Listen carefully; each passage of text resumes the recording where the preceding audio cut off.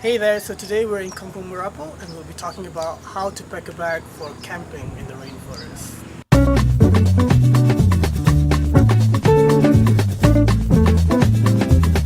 In our previous video, we've already mentioned to you what you should be bringing on a regular jungle trek. Now here are some additional items that you should be bringing with you if you want to spend the night.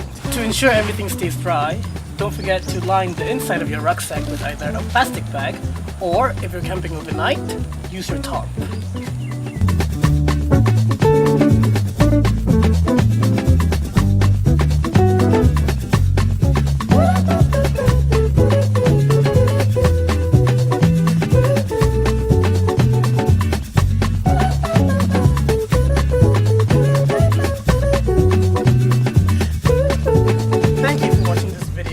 If you'd like to learn more about conservation and jungle survival, please check out our other videos and follow us on Facebook. The link is in the description below. Happy camping!